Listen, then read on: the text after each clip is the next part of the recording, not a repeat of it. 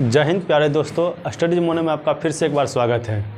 तो आ गए हम फिर से आपको ट्रिक की दुनिया में लेकर के। इससे पहले हम पिछले वीडियो में आपको बताए थे मौलिक अधिकार के बारे में कुछ, कि मौलिक अधिकार कितने प्रकार के हैं। तो मौलिक अधिकार आपका 6 प्रकार का हम बता चुके थे, पहले 7 प्रकार का था, अभी फ़िलहाल वर्तमान में 6 प्रकार का है। तो कौन सा मौलिक अधिकार हटाया गया है तो वह भी बता दिए थे। यदि आप लोग नहीं जानते तो कौन सा हटाया गया तो मेरे पिछले वीडियो जो अभी वीडियो मेरा अपलोड हम कर चुके हैं वीडियो को, तो आप देख लीजिए जा कर के, को उसमें लिखा हुआ कि कौन कौन सा मौलिक अधिकार है मेरा। तो अपने मौलिक अधिकार को जाने वह वीडियो आप लोग को देख लीजिएगा, उसमें कौन कौन सा मौलिक अधिकार है, कौन सा हटाया गया है। तो आज हम जो बताएंगे आपको इस वीडियो के माध्यम से कि अनुच्छेद 19 से लेकर 22 तक हम बताए थे कि स्वतंत्रता का अधिकार है। तो कौन कौन सा स्वतंत्रता का अधिकार है हमरे में, मतलब सब में, कि आप कौन कौन सा अधिकार हैं, तो उसी के बारे में हम बताएंगे। आज मेरा जो टॉपिक रहेगा वह अनुच्छेद 19। अनुच्छेद 19 मेरा काफ़ी महत्वपूर्ण अधिकार है अनुच्छेद 19 में, कि इसमें 6 प्रकार के स्वतंत्रता का अधिकार दी गई हैं। तो कौन कौन सा स्वतंत्रता का अधिकार दिया गया कि 6 प्रकार का, ऐसा कौन कौन सा अधिकार है जो अनुच्छेद 19 में ऐसा, तो इसी के बारे में हम बताएंगे। तो देखिए, इसका हम ट्रिक बनाकर लाए हैं। पहले हम ट्रिक बताते हैं, उसके बाद इस टॉपिक के बारे में पूरा डिटेल से आपको बता देंगे। तो देखिए, पहला इसका ट्रिक जो मेरा कि बॉस संग आया गया और बस व्यापार किया। कुछ नहीं किया, क्या किया, सिर्फ व्यापार किया। बॉस संग आया गया लेकिन उसके साथ व्यापार किया। इस ट्रिक के माध्यम से हम अनुच्छेद 19 के में जितना भी दिया गया है, क ख ग घ अंग सभी के बारे में हम चर्चा करेंगे कि क में क्या कहता है और ख में क्या कहता है, कि क्या क्या स्वतंत्रता मेरा है। ठीक है, तो पहला देखिए कि ब से याद रखिएगा बोलने की स्वतंत्रता, इसको जो रखा गया अनुच्छेद 19 के क में रखा गया है। स्व से याद रखिएगा सभा करने की स्वतंत्रता, अनुच्छेद ख में रखा गया है। स्व से संघ से याद रखिएगा संघ बनाने की आज़ादी, अर्थात संगठन बनाने की क्षमता। तो यह जो मेरा रखा गया अनुच्छेद ग के अंतर्गत रखा गया है। आया गया अर्थात पूरे देश में आप आने जाने की आज़ादी है, आप पूरे देश में कहीं भी भ्रमण कर सकते हैं। तो यह जो आज़ादी दिया गया है मेरा अनुच्छेद 19 के घ में दिया गया है। और बस से याद रखिएगा पूरे देश में आपको बसने या रहने की आज़ादी है। तो 19 के अंगों में इसको रखा गया है। व्यापार से देखिए कोई भी व्यापार एवं जीविका की आज़ादी है, अनुच्छेद 19 के 6 में रखा गया है। तो आइए हम इसको अब जो अपने भाषा में इसको बताते हैं कि क्या क्या है। तो अनुच्छेद 19 के क में कहता है कि व्याख्या, अनुच्छेद 19 के 1 में कहता है कि बोलने की स्वतंत्रता, मतलब प्रेस की स्वतंत्रता है। आप कुछ भी बोल सकते हैं, सिर्फ वह बात मत बोलिएगा जो देश की द्रोही हो, देश के विरुद्ध में हो।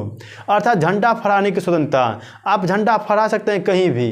तो ये मेरा अनुच्छेद 19 के क के अंतर्गत ही आता है कि बोलने की स्वतंत्रता, झंडा फहराने की स्वतंत्रता, ये सब जो मेरा आता है। कि तो एग्जाम में कई बार पूछा हुआ भी कि प्रेस की स्वतंत्रता किस अनुच्छेद के अंतर्गत आता है। तो प्रेस की स्वतंत्रता जो मेरा आता है भैया अनुच्छेद 19 के क के अंतर्गत आता है। और दूसरा है मेरा क्या कि सभा की आज़ादी। अब सभा मतलब नहीं समझे होंगे, तो मान लीजिए आप इसको हम एक अपने सरल भाषा में बताते हैं। पहले क्या है कि पहला में देखिए, याद करिए किससे कीजिएगा, ट्रिक इसको बताते हैं।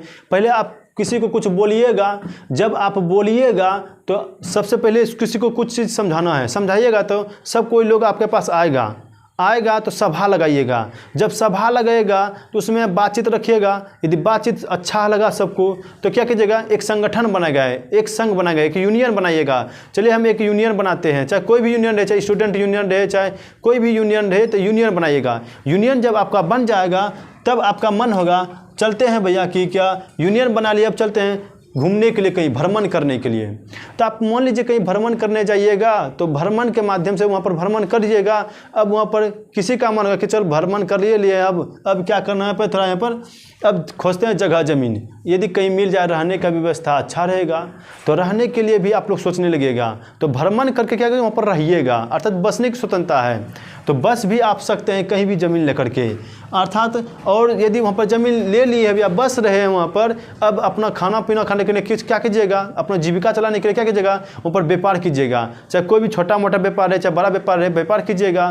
तो इसी कहानी के माध्यम से आपको हम पूरा अनुच्छेद 19 को ख बता देंगे।